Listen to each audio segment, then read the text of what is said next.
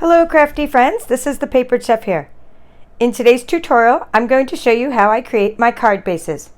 We're going to be making A2 cards, which are your typical size card, and they fit in our Whisper White medium envelopes.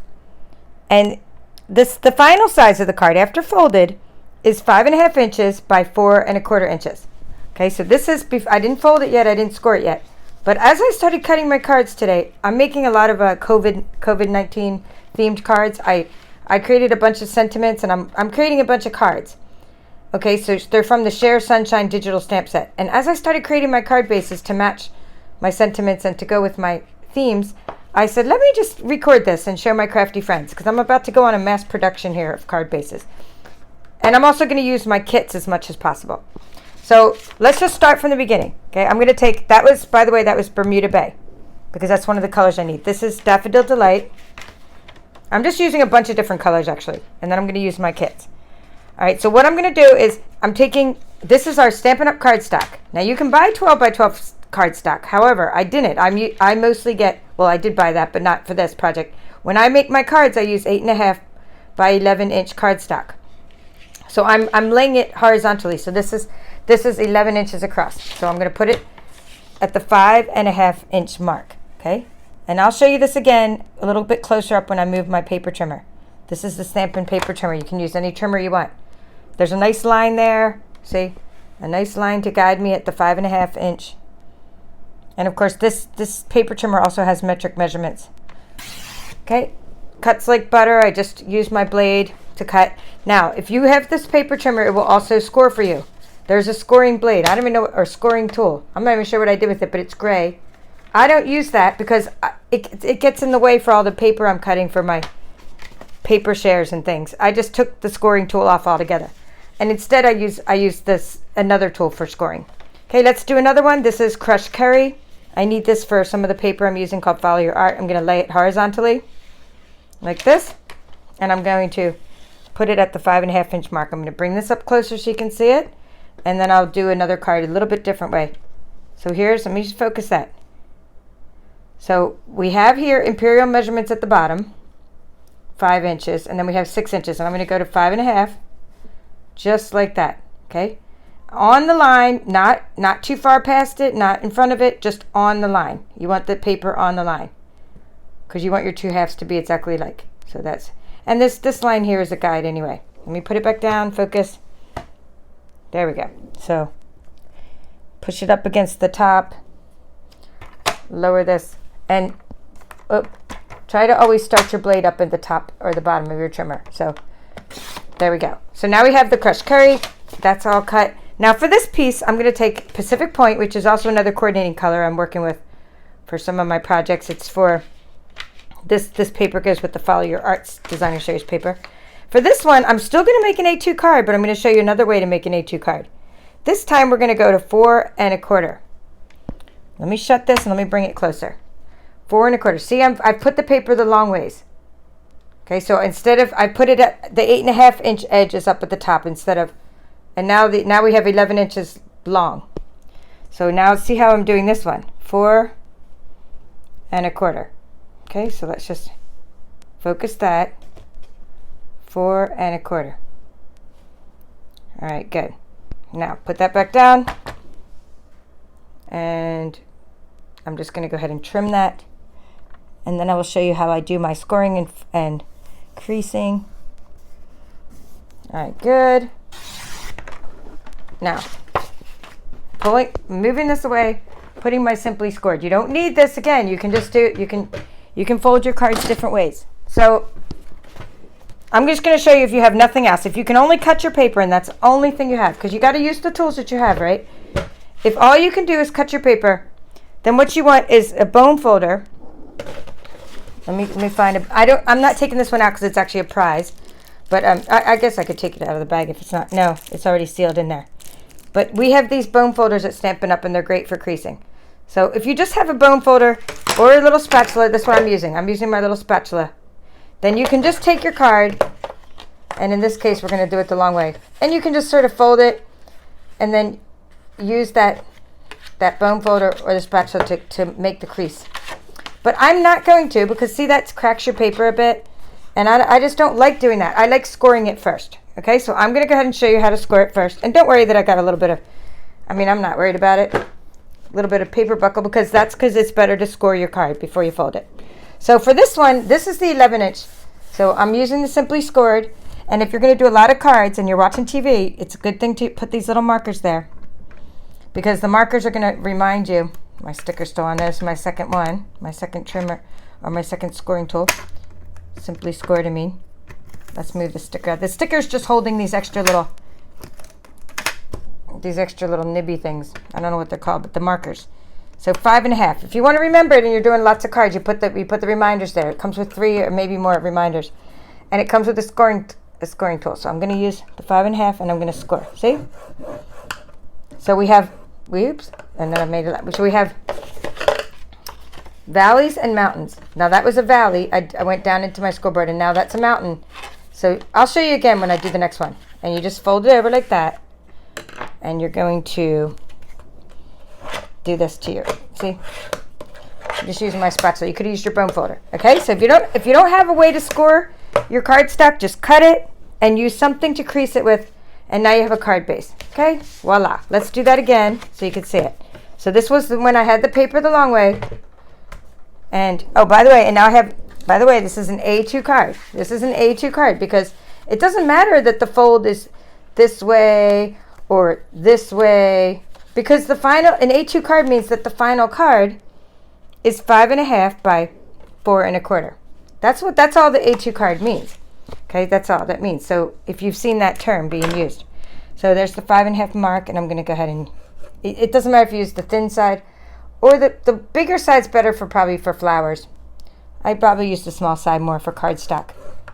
Okay, I'm just doing this. I'll probably do 50 of these probably. So I'm just showing my crafty friends, like when I start making my cards, I just go to town. This is how I do it. I cut them all, I score them all, and then I apply my layers.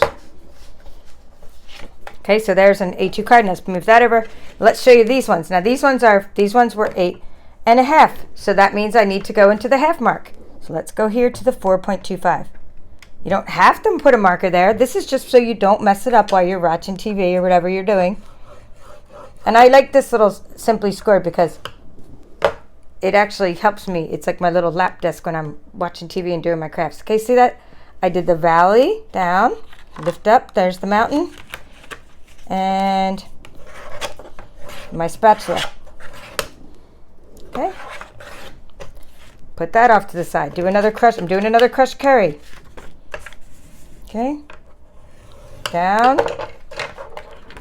up, fold. Now I like using the corners to help me keep it all straight.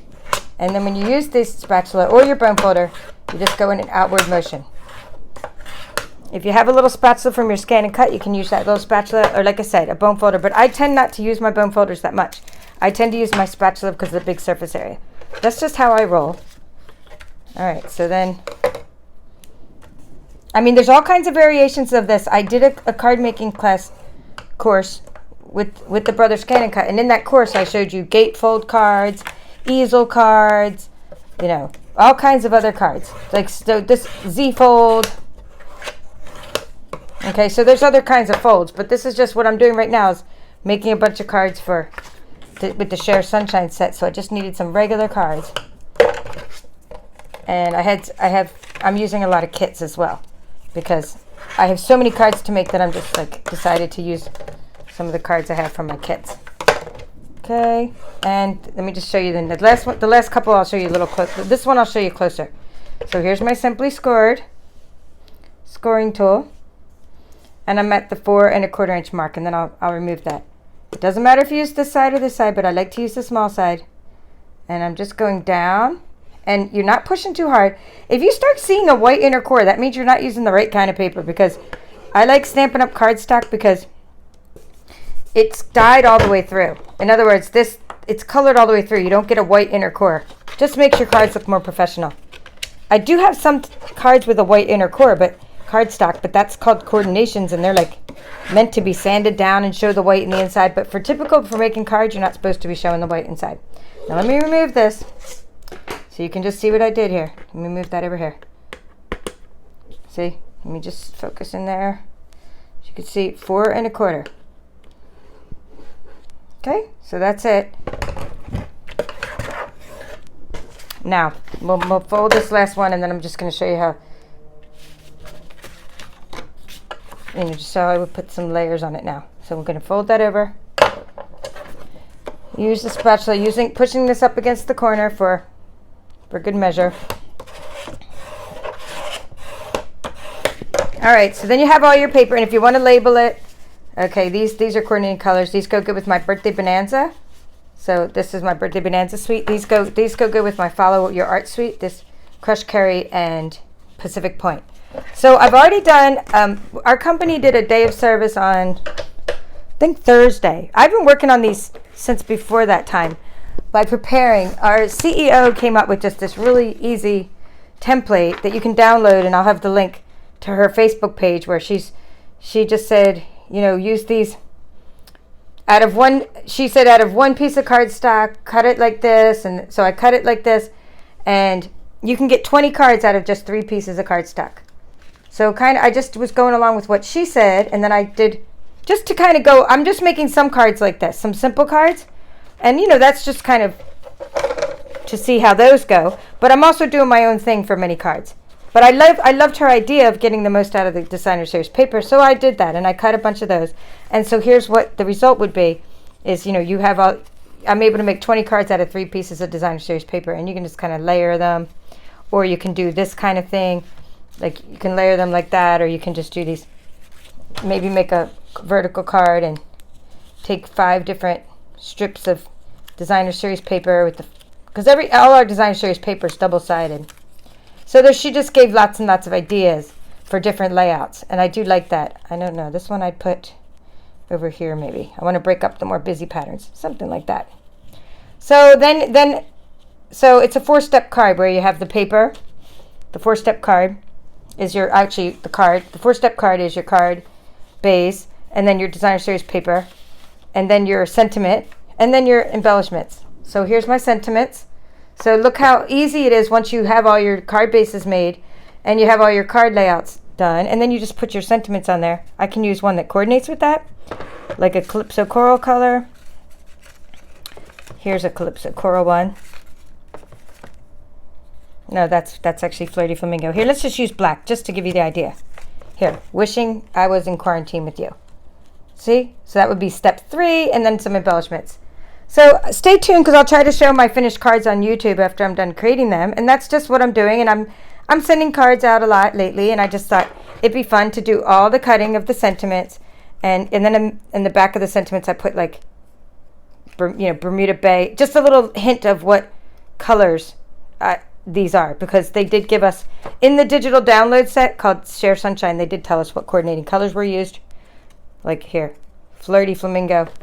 So I put the black and white ones on one side, the colored ones on the other, and I have loads and loads and loads of things I can make my cards with. Okay, loads and loads of sentiments, and then I can embellish.